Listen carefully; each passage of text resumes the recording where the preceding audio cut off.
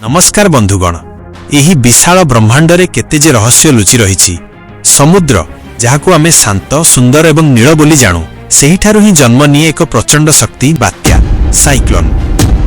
प्रकृतिर एही भयंकर खेल पछरे केउ विज्ञान रहिछि, केउ सूक्ष्म कारण गुड़िक गोटे साधारण पवन को एक विनाशकारी घूर्णिबात्यारे परिणत करे।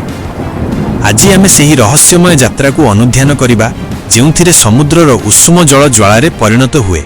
किंतु यह आरंभ करने पूर्वर तीनोटी मुख्य उपादान को मन रखंतु, उष्मता, जलीय बाष्प एवं कोरियोलिस बल।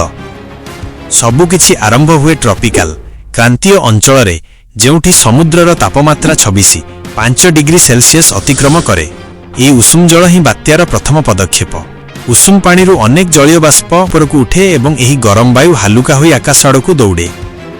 गरम वायु उपरकू उठिजिबा परे तले एक शून्यस्थान बा निम्न वायु चाप क्षेत्र सृष्टि हुए।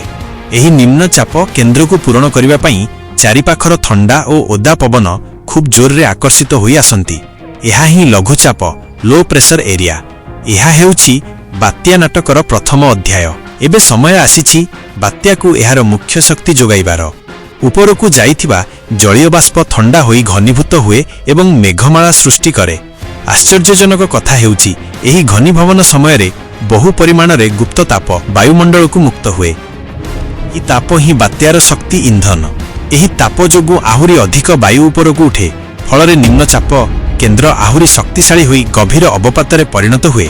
एतिकी बेले पृथ्वीर घूर्णन जोगु सृष्टि हेउथिबा कोरियोलिस बल पवन को घुरिबा को बाध्य करे। एही घूर्णन ही बात्या शब्दर अर्थ। जेतेबेले पवनर गति 62 किलोमीटर घंटा अतिक्रम करे, सेतेबेले एहा एक प्रकृत बात्या साइक्लोनिक स्टॉर्म रे परिणत हुए।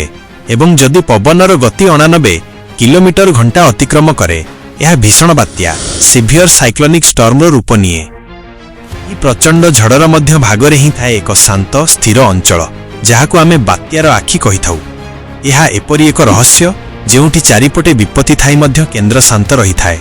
किंतु एही आखिर चारिपटे थिबा आखिर कांथ ही बात्यार सबुठारु विपज्जनक अंचल, जेउठी पवनर गति सर्वाधिक और वर्षा सबुठारु प्रबल हुए। प्रकृतिर एही विशाल शक्ति को आमे रोकी परिबा नाही, किंतु आमे एहार पूर्वानुमान करी आत्मरक्षा करि परिबा।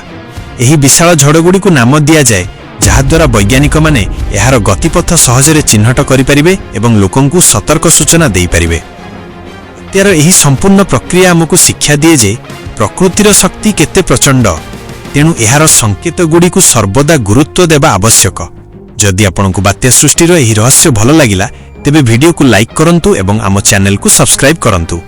परवर्ती वीडियो रे आमे आलोचना करिबा बात्या समय रे केउ जरूरी पदक्षेप नेबा आवश्यक। धन्यवाद एवं सुरक्षित रुहंतु। जय जगन्नाथ।